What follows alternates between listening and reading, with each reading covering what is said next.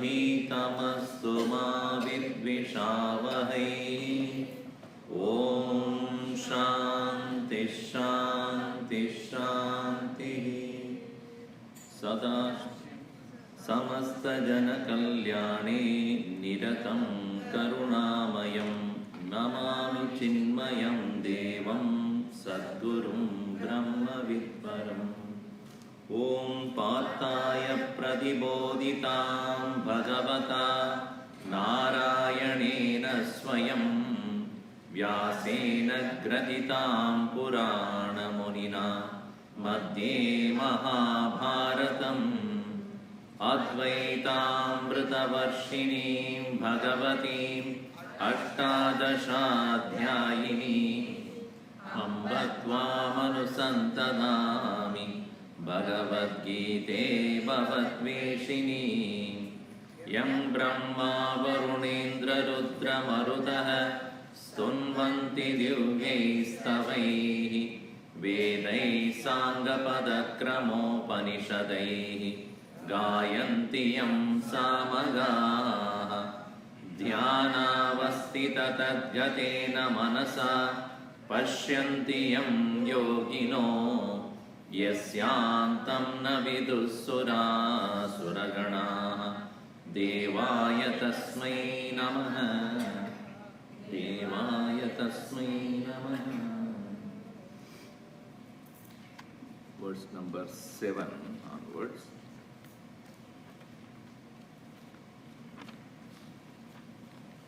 तस्मात् सर्वेषु कालेषु मामनुस्मरयुध्य च मय्यर्पितमनो बुद्धिः मामे वैश्यस्य संशयम्।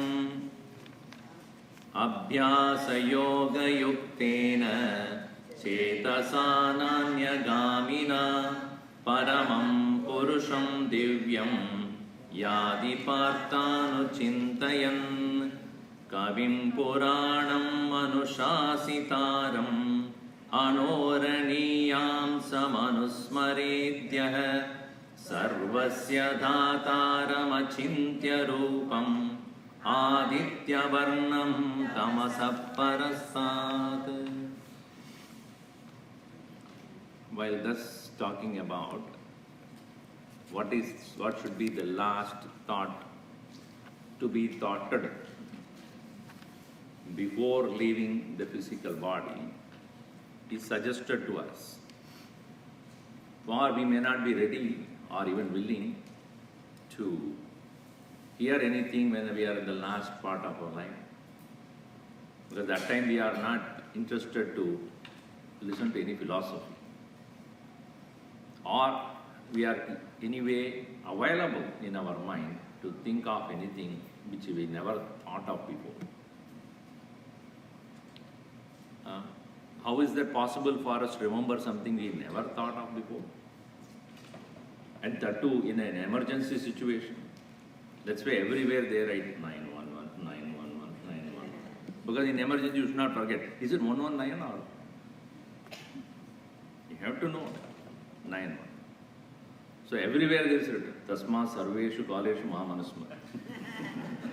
Therefore all the time remember, when you are in trouble, 911. So, that is registered in our head. Even when you are in India, you will call 911. Problems. So, in the same way here, Krishna says, Tasma sarveshu kaleshu mamanusmara. Remember me at all times, not only in emergency or when you're about to leave the body. So you may say, I'm not leaving the body right now, why are you talking to me now? See, in all religions, the definition of God is very difficult.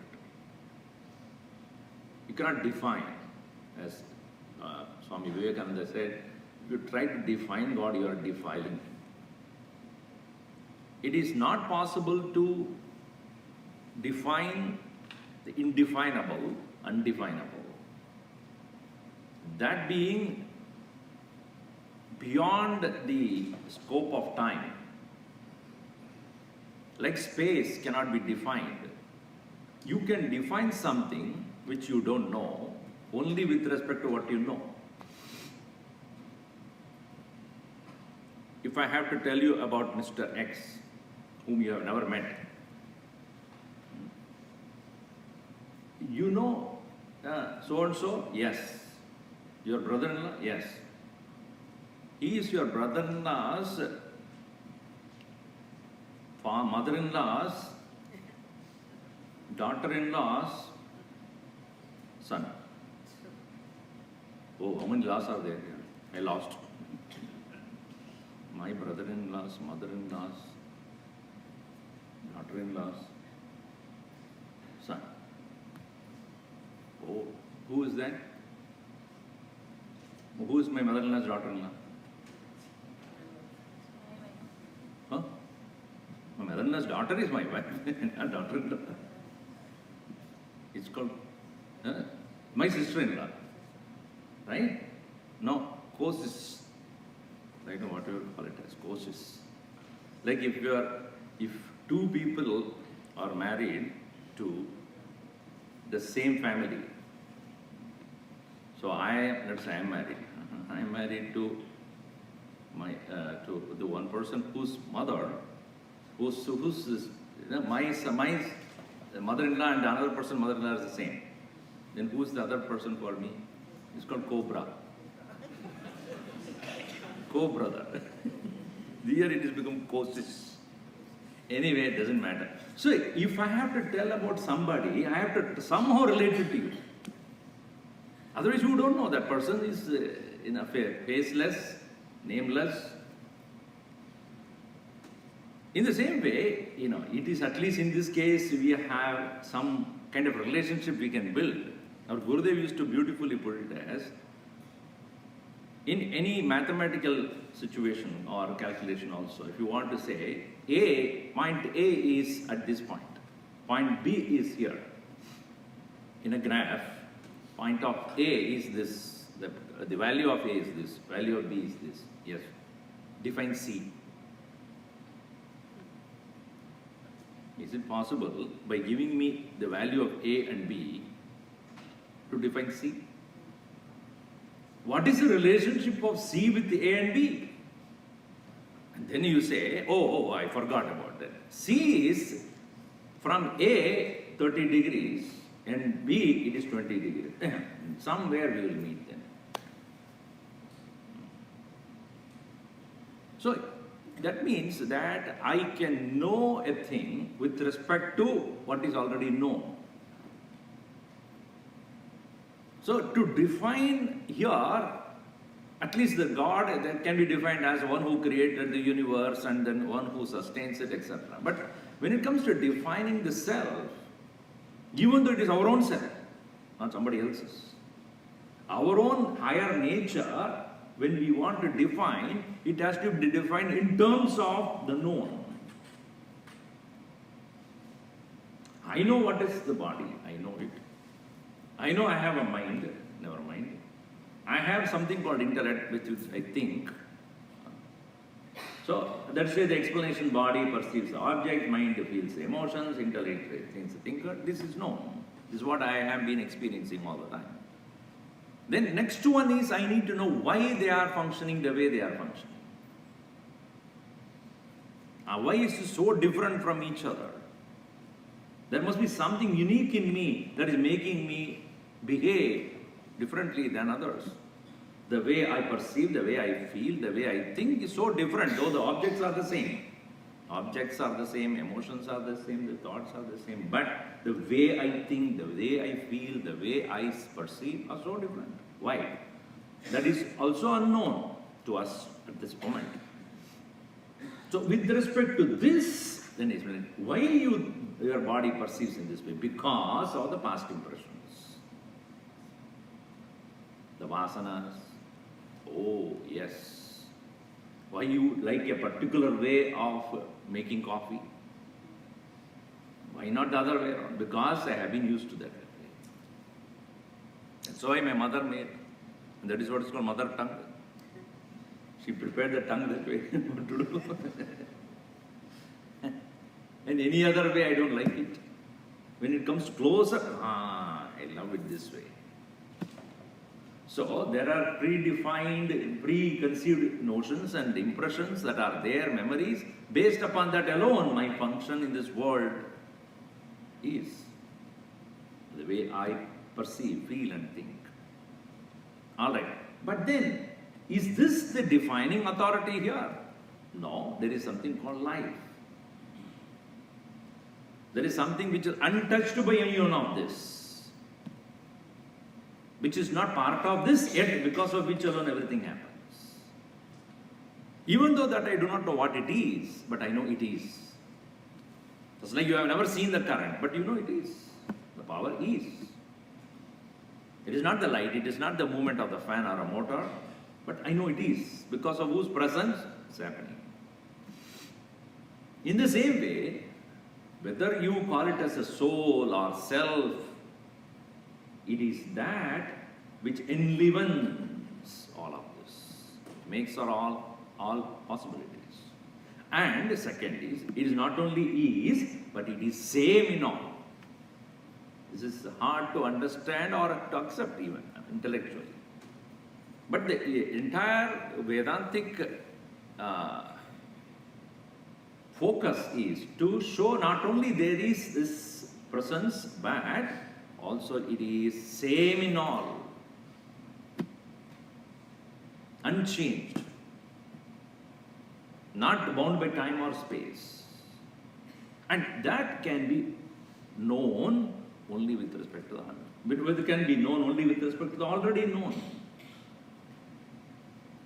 So therefore in this verse number 9, Krishna is trying to define, not to define, to indicate, to be precise. You cannot define it. You can only indicate. Just like point A and point B are given, point C is indicated because we are not defining C. We are only indicating what C is with respect to A and B. Indicating that person with respect to the person whom you know. So therefore here, first one that is given as Kavi. Kavi means that one which is having the knowledge or the awareness of past, present and future. Kavi, the word Krantadarshi in Sanskrit, the definition. Krantadarshi, vision of the beyond. Now, Kavi also means poet. The nature of a poet is, or supposed to be, is the one who sees things which others don't see. You look at the tree or the flower, but he looks at it in a different way. He brings more beauty to what he sees. He sees with the eyes of the heart. If he is a person who has devotion to God, with that devotion he will look at the very creation. That's why they are called Kavis. Nowadays it's not like that. Nowadays you listen to the music or a song. I am also going, you are also going, we are also going, da da da da dun, da da da da dun. What is that song? What does it say? We are all going. Poetry must be something which makes you feel joy about what you are listening, but takes you to different heights of thinking. So here Kavi means one who is capable of seeing beyond the eyes. And at the same time, it is not yesterday or Pura, ancient. Ancient means not definable in terms of time. Oh, past. Past means what? I don't know when it began. Purana. And even though it is Pura, Pura means the past, the word Purana is defined as Pura api nava yadi yaptishtati sa Purana.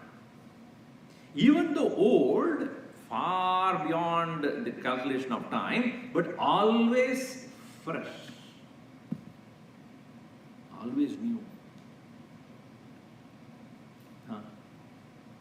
Even though your body is getting old every moment, morning when you wake up, fresh. I had a nice sleep, fresh time. Even a 90-year-old will feel it. Body may be old. Angam galidam palitam mundam dasanavihinam jatam tundam vriddho yadi grihitva dandam tatapina munjati asha pindam. Even though a man is old, frail, senile, not able to walk with only two legs, he is carrying a stick to move about, but his asha, desires are fresh. Is it not true? You ask any old man, are you ready to die? Why should I? I have so many things to do and my bucket list. I have not gone there and I have not eaten this, I have not experienced that, this and that. So, asha, the desire, seeking for more and more pleasure, never wins. That means that body gets old, not the mind. Its desires, its needs, its seeking, its hopes, its expectations, they have all that. Physically one may be old. But what makes this mind constantly seeking things? I want happiness, more and more of it. So Purana means that which is always fresh. Pura api navayati. And that is what is illuminating the mind. You mean to say at the end of the day when the sun set, sun became old? Huh? At the end of the day, sun set, oh, sun has become so old now. Next day, crash. Is it not true? Nothing gets old really, it's only transformation of our condition to another condition. So Purana. So the slowly is trying to understand in terms of what we know. Anushasitaram.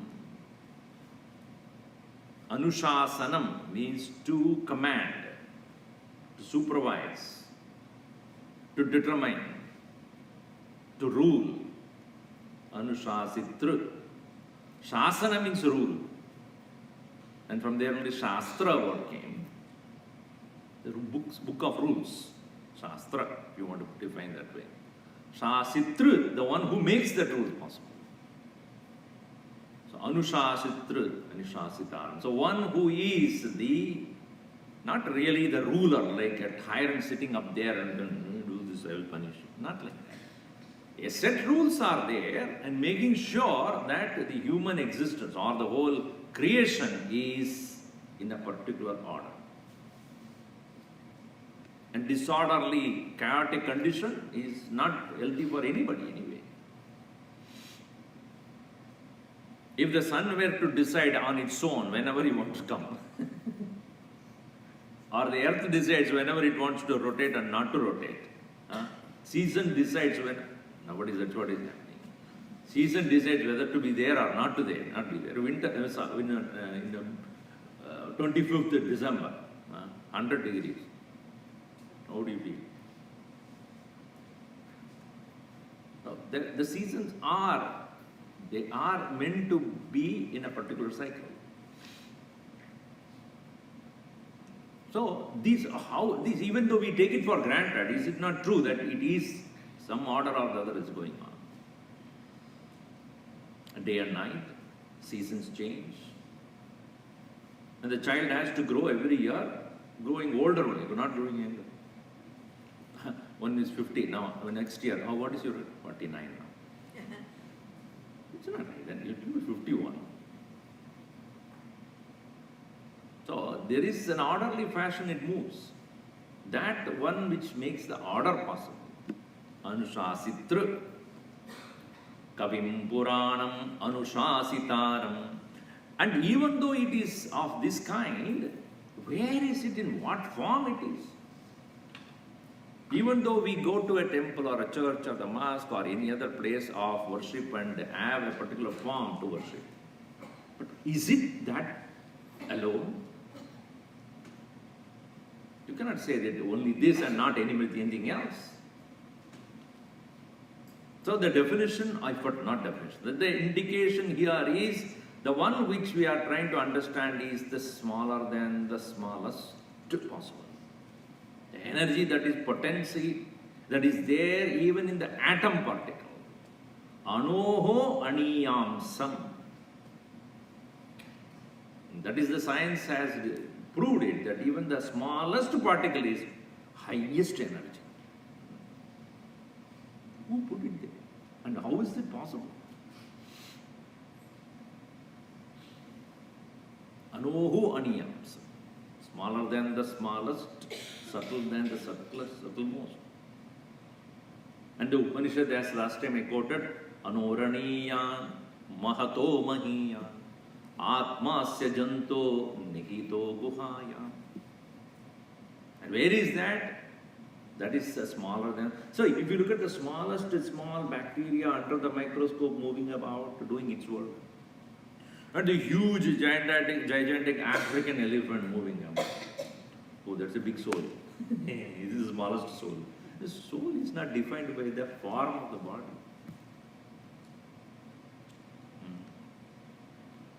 A life that is present in the smallest of the smallest is the same life present in the bigger and the biggest.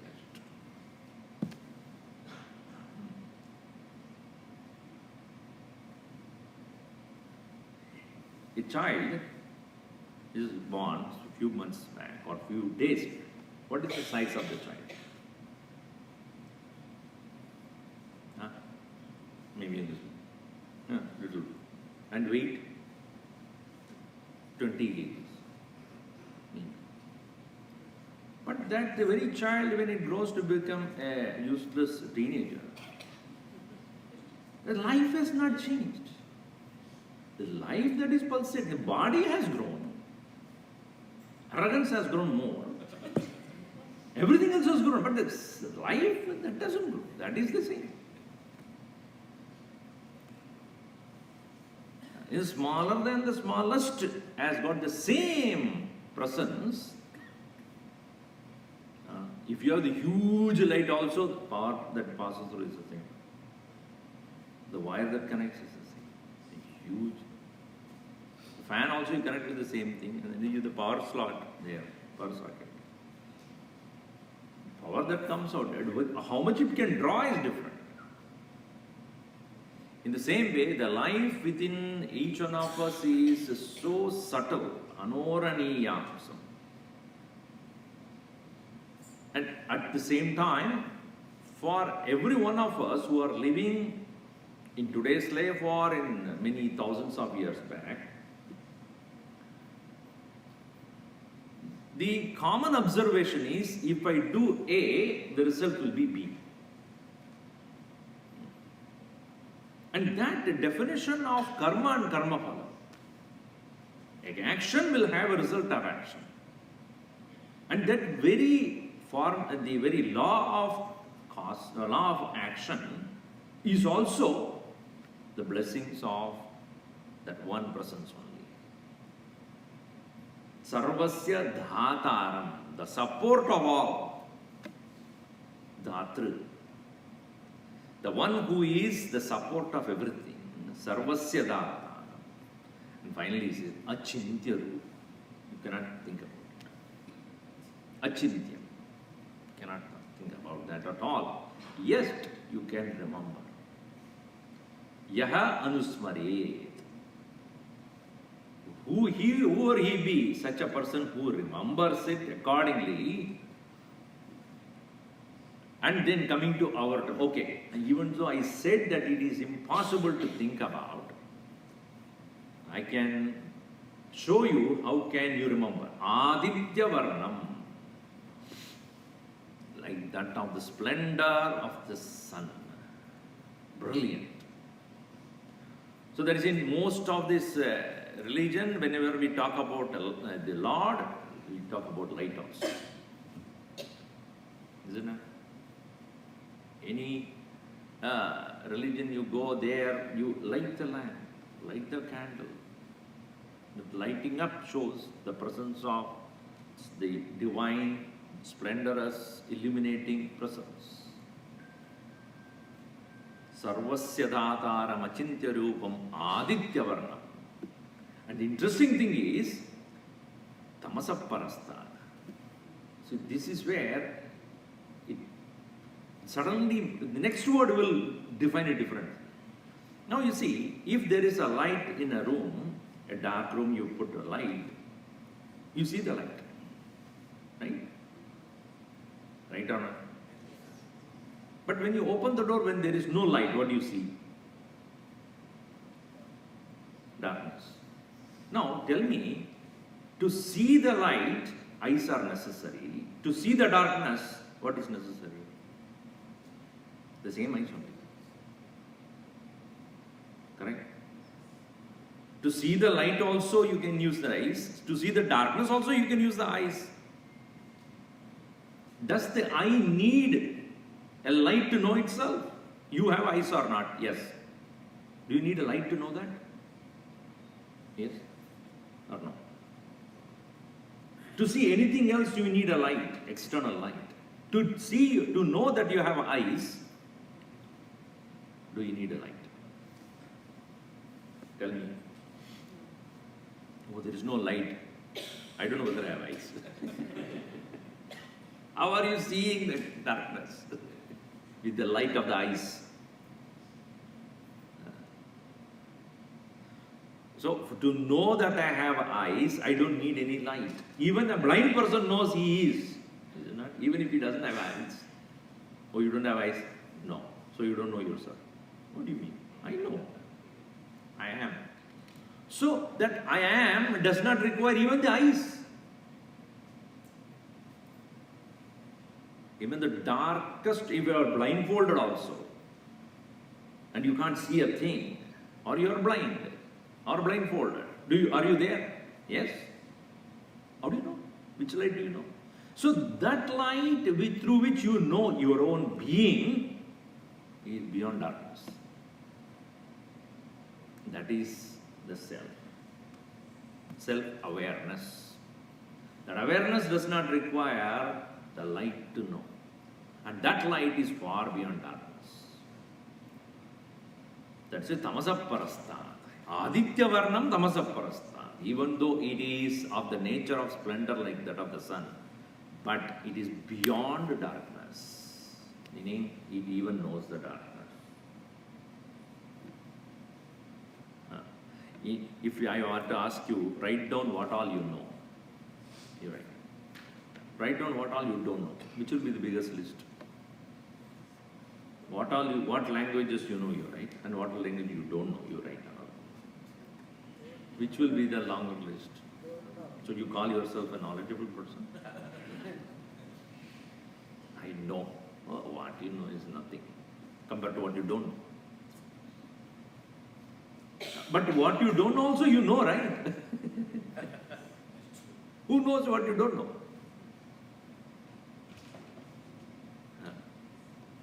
So that is where philosophy comes to say that one is even aware of what you don't know.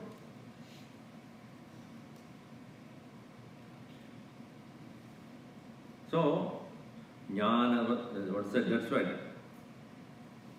In Upadeshasaram, Bhagavan Ramana Maharshi says that one not only knows knowledge, but it is aware of ignorance also.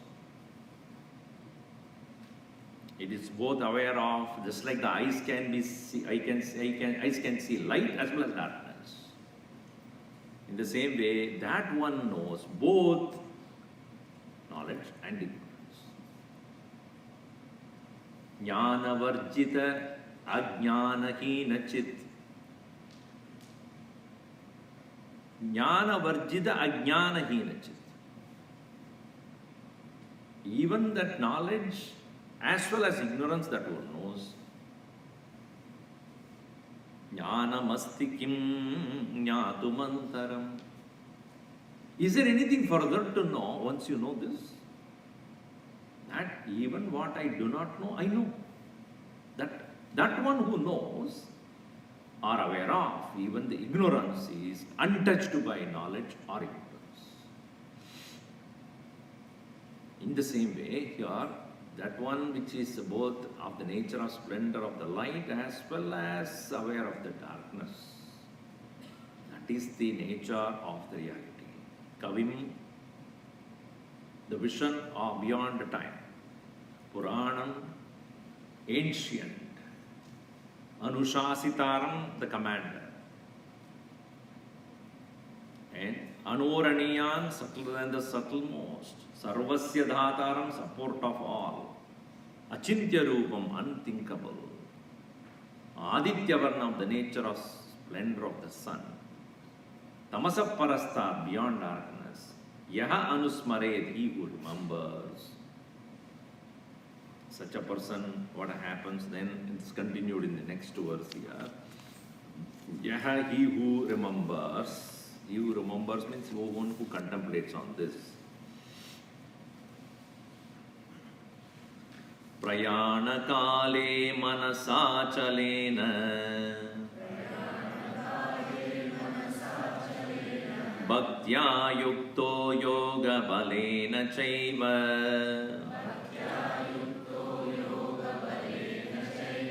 Dhruvor madhye pranamaveshya samyak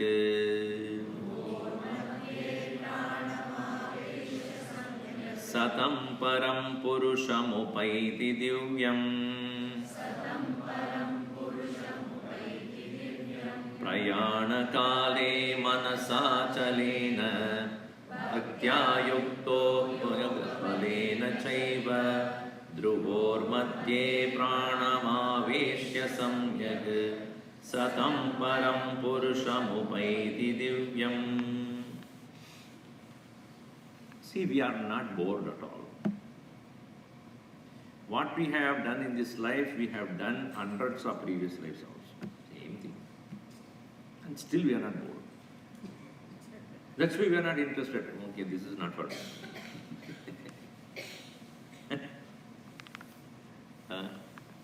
SP also was telling in a satsang, see, if you want to go to New York from here, you buy the ticket and go. You wait for the whole world to go with you. Do you? If I have a reason to go to another part of the country, I don't wait for everybody to go. I ask my neighbor, do you want to go? Anybody wants to go? Because I want to go. You want to go to the restroom, you don't ask anybody's permission. Do I ask, can I? Shall I? What's your opinion about it? What do you mean? You want to go. That's why the songs are, you want to go, we want to go, we want to go. So you don't ask people whether you want to go, I want to go. I have a reason to go, I go. That's all it is. So in this journey of the soul, you are to decide where to go, yourself, not anybody else. Bhagavan is so clear. It's your decision. You want, then proceed on. So prayana kale, at the time of departure, prayana, yana means to go, yana, journey. Prayana, final journey. So at that time, as I said before, you cannot think of all these things at that time. So the contemplation a person practices, that's why it says, yaha anusmare in the previous. One who has trained himself or herself to think deeply in this direction,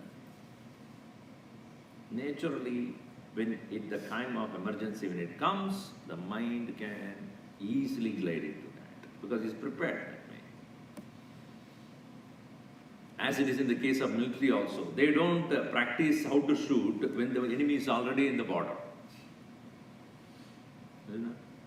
Every day they do as though the enemy is going to be there. The drill which they have every day is ready. At that time they don't start wearing the dress. Every day morning they start their process of as though they are ready for the war. So they wear the dress and then put all the things and then get their gears done, then run towards the border, and then if the enemy were to be present there, how to attack, and then they finish the whole drill and come back. Yes. For the day they are done. If it happens even in the middle of the night, they know exactly where the weapons are, ammunitions are, pick up, run. On call. Is it not that the doctors and the oncologists, I call them oncologists because always on call. Now the software people also oncologists only. Because anytime they get a phone, okay, my team is ready, I have to go and deploy. So you are ready to face that uncertainty and not at the time of uncertainty. At the time you are not ready. So you cannot say prayana kali will thinking about. No, now. Prayana kali achalena manasa. It's very important. Mind is not moving here and there. When we are not ready, our mind gets so baffled. What to do now? Fire is next road. Then you look for a passport. Is it not in this part of the country? Whether it's an earthquake or the fire, you must be ready. One bag ready. I kept my bag ready because it came almost up to Jamboree. You must be ready with a passport and whatever and all other things which you have acquired and all those things. You don't know what's going to happen. Including your wife. So you have to run. If possible, carry her out. Of course you have to carry her. What do you mean? I'm saying about a picture of your wife, not real picture. You cannot carry the picture and all those things. So, when it comes to emergency, will you then worry about what to do now? You must be ready with a small bag which contains the important documents and run. In the same way, prayana kale, achalena manasa, prepared mind, not wavering here and there. And this mind cannot be wavering or unclear, uncertain, chanchal, nahi hota hai. When? Bhaktya yukta. At that time, mind will not waver because it has complete faith that I am going towards a higher level of existence. And I am going towards Bhagavan only. Bhaktya yukta. And then bhakti also suddenly it won't come. Has already prepared the mind every day in the seat of upasana or worship. Bhagavan, this day is a blessing. This moment is a blessing. This breath is a blessing from you. And therefore, I feel so grateful for my own existence every day.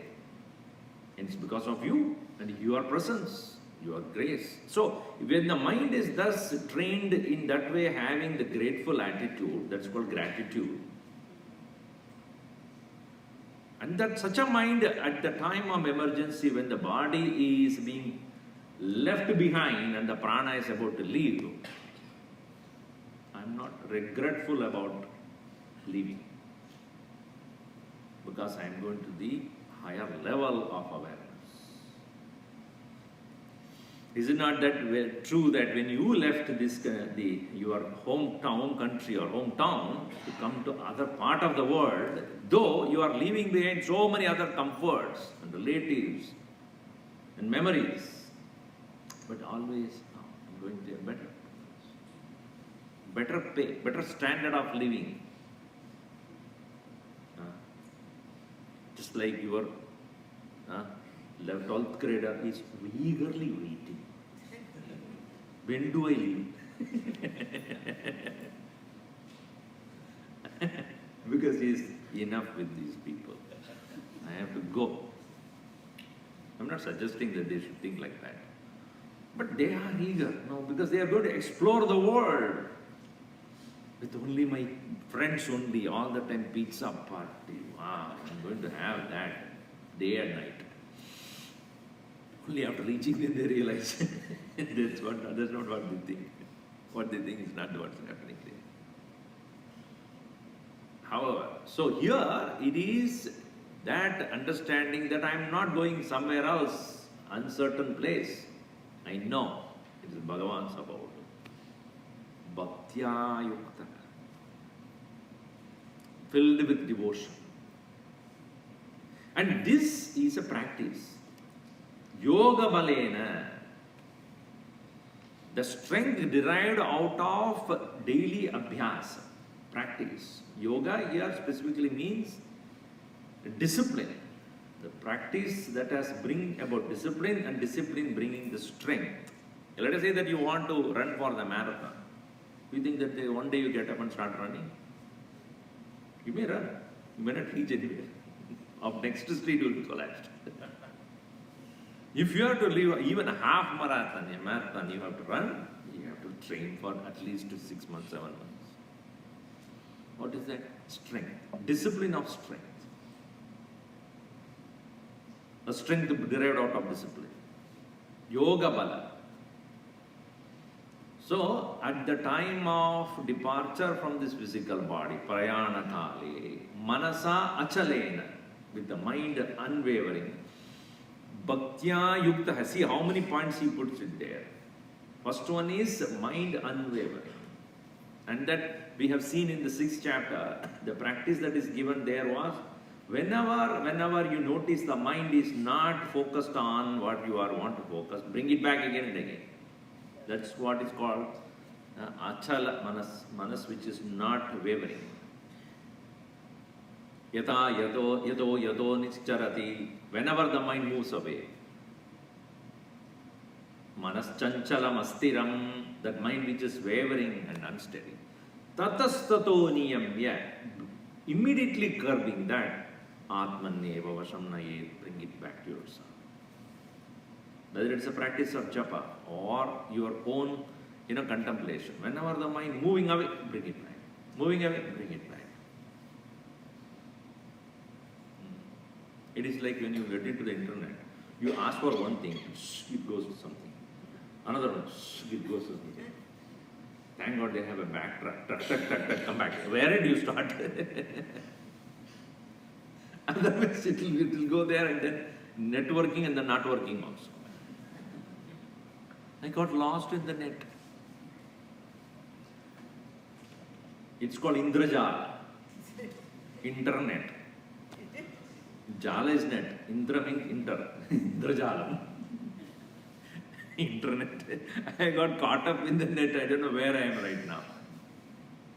So whenever okay, this is where I wanted, and then oh, this is nice YouTube, and then the other one is options. The people who watch this also. It goes on and on. Where did they start? Come back. Whenever you know that you moved away from come back again. That's the practice. Achalena manasa. And the intent on that, thinking about the absolute with devotion, not dry discrimination. Bhaktya yuktaha yoga balena chaiva. Some people make it so intellectual that the heart is not there. The love is not there. That bhava is not there in what they do. Even while chanting the mantra, say, what are you saying? And the love and the adoration for the Lord whom you are worshipping, if that is not there, it will be just a mechanical act of throwing flowers. So it is more of a feeling oneness with the one whom I want to reach. Bhaktya yukto yoga balena chaiva. And here specifically he brings in the instructions that are given to yogis. It may sound a little odd for you, but the tradition goes thousands of years back. The basic premise is that very presence in us is filled with enormous energy.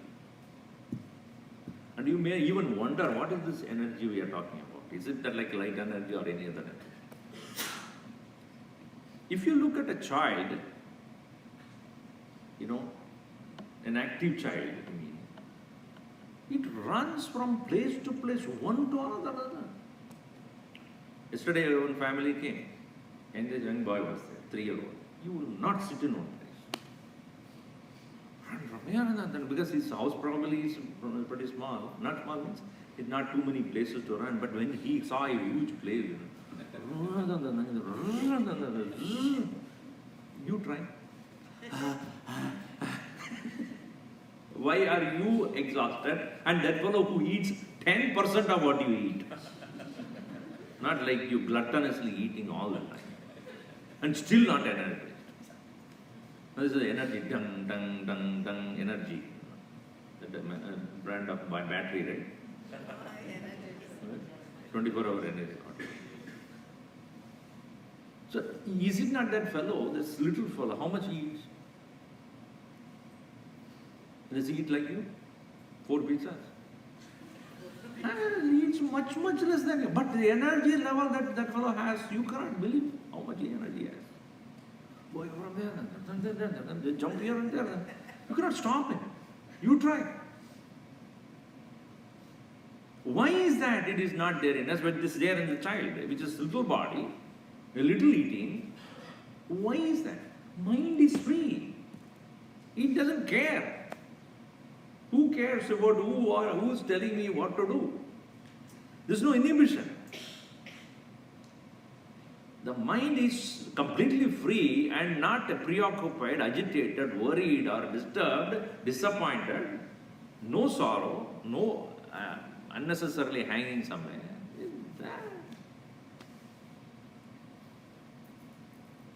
Enormous energy is potentially in each one of us, but we are draining it in our worries, in our unhappiness, in our anger, lust, passion, greed, jealousy.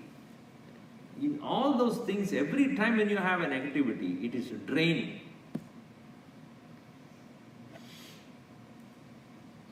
So that strength of the inner self, which is present in all of us, moves through from Mooladhara to all the way to Sahasrara, according to yogic science. Shat chakras through which it moves. I don't know whether I have explained this in 6th chapter. I think I did. So 6 power plexuses through which it moves. And most of us spend in the first 2. In Mooladhara and Swadhisthana. Maximum, up to that you go east. What is the next one? Mooladhara, Swadhisthana, Manipura. Manipura is the navel, Mooladhara is the anus, and Swadhisthana is reproductive organ. And all animals, we are all animals only. We spend our energy only in these 3. The food that we eat to digest that and excrete that. A lot of energy is spent in that. Reproductive organ, that is also active. These 3, which is located in anus, reproductive organ and stomach. This is where out. So the more you eat, less energy you have. Because the amount of energy you create is less than how much energy you need to digest.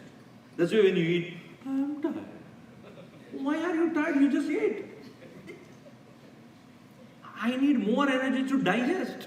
Then what it creates. Can you imagine? If you are producing something in a factory and the factory people itself consume everything, what will you sell? It is like 4 people who decided to start a business of taxi driving and all 4 of them inside. Who will be traveling with you then?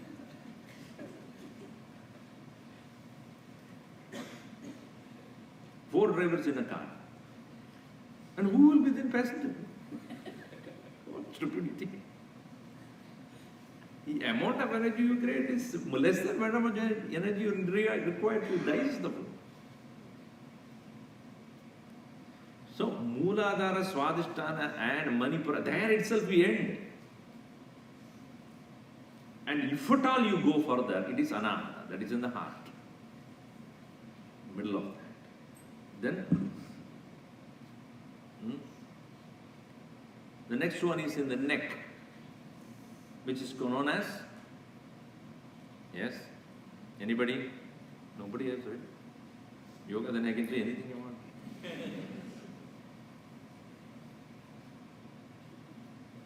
Here also there is a plex. Huh? Vishuddhi. So after Anahata, it is, you're right, Vishuddhi. I just want to pull it away. So, you see, even speech is an energy. Feeling is an energy. That also requires amount of energy to experience. The heart and Vishuddhi, and then comes Ajna. Bruvor Madhye, that's what we say. The prana is not air. Prana is the movement of energy. When you breathe, you are actually taking the atmospherical energy into yourself. Through the food. What is after all food? Any food that you take, whether it's a vegetable or apple, a fruit, anything you take, if it is not fresh, it has no use at all. There is no energy at all. So when you take a fruit or a vegetable, it is overcooked, it lost energy. So then that very energy that you take is similar to that water you drink, that is energy. Fruit that you take, that is energy. Leaves that you eat, that is. Sunlight is an energy. Air, that is an energy. Earth is an energy. All the 5 elements are. So when you just take in, that's called prana. Then you work with that. So that when we have thus taken the energy into ourselves, and then this energy, even it is unintelligently spent,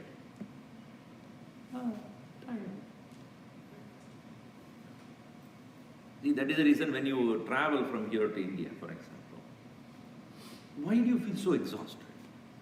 Do you know why? Water is not fresh. Air is not fresh. There is no sunlight. Food that they give is at least 48 to 72 hours old. All the 4 factors which can bring you energy are depleted. Jet lag. The jet lag is because the required energy for the body is drained out. Then you need, at least another 48 hours to recover from that. Anyway, so the Agnya Chakra is the point in the body. That's the last point in the body. But it is between the 2 eyebrows. So Mooladhara, Swadhisthana, Manipura, Anahata, Vishuddhi and Ajna. This is a straight line. The energy has to flow on the straight line. When you sit like a question mark, it stops. It goes at one point and stops. It's straight, then it goes all the way up. So, a person who is thus aware of the movement of this energy Bruvor madhye pranam aveshya samyak. Between the two eyebrows, he consciously brings the energy and he enters into that. Pranam aveshya. Avishati. Wish to enter. Avishati, enter. Aveshya. Having made to enter. Samyak, very well. And what happens? And then he leaves from there. At that time. And so this practice of bringing the energy up to the Agnya Chakra, between the eyebrows, he practices every day. And so when, at the time of death, when it is necessary, it is not that he starts struggling at that point. He knows exactly where to bring it up. And when the physical body is to be left behind, he leaves from the top of his head. Our exit point is determined by where our energy is constantly located. It's like, when your flight is there, what is this exit row? Where is that? Nearest row. Nearest exit, right? If our energy is moving only at the level of the Swadhisthana or Manipura, at a reproductive organ, or at the navel, or at the see, the mother gives that energy to the child through the navel. That's why that to be cut for the child to become independent. The energy until then it is passing through the mother to the child through the navel. And you remember, I don't know, I have not, when they snap that and they put upside down, the child, at least that's what I have seen. I don't know whether they practice. The child is taken upside down. The bull has to awaken. Do they do that here? Huh? Gynecologists? Any gynecologists here? Nobody? Then I can say anything you want.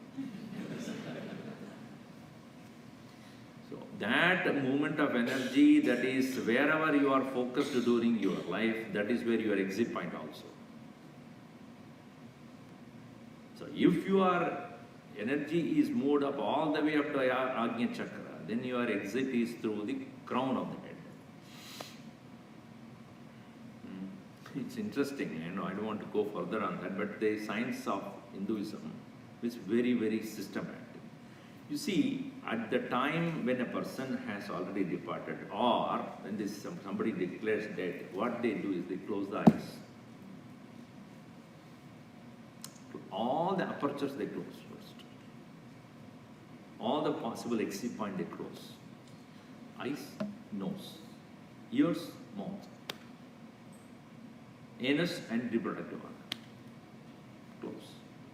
Why? They hope, only hope. When all the 5, 7, 9 points are closed, there are 9 points, Navadwar.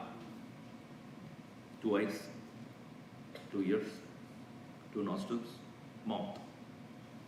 How many are there? 2? 2? Huh? 2, 4, 6, 7. Plus 2 anus and reproductive. 9 points, 9 exit points. These 9 exit points, they close it, thinking that the fellow will go through this. But before long, he is already gone. So in the next 2 verses, Krishna says, having cut sarvadvarani sanyamya yaste. Now you will see that. He will talk about how this control of the exit points, you already practice it. We'll come later. So the energy that is within us is extremely potential. Its potency is unquestionable and unimaginable. It is a Paramatma, the Lord himself is in the form of energy. His power is, immeasurable.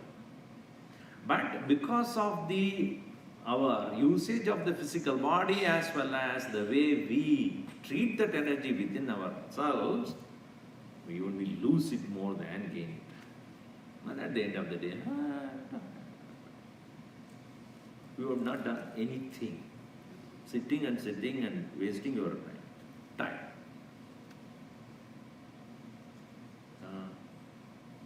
But that's why when we live with great mass, we just realize their energy level is so high, they continuously work for 18 hours straight. Why? The mind is free. It's like a child which doesn't require too much to eat, but go on and on and on doing their work, running around. Very little they need to consume. But their ability to, their productivity is so high. And we, on the other hand, go on loading up. So, Bruvor Madhye Pranama Veshya Samyakki Satam Param Purusham Upaidi Divyam. Such an individual, when he thus leaves this physical body after training himself in that way, Saha Tam Param Purusham, that supreme person being, Divyam Purusham, the divine being, Upaidi, he reaches there only. He reaches the splendor of brilliance of the self. Gurudev writes here, this does not mean only at the time of death. It is the death of the individuality, death of the ego. So the death of the ego cannot be only at the time of death. The death of the ego should be practiced in everyday meditation. So this practice is not for you to wait till the last day. Consider the last day is today. Then what will you do? Do it that way.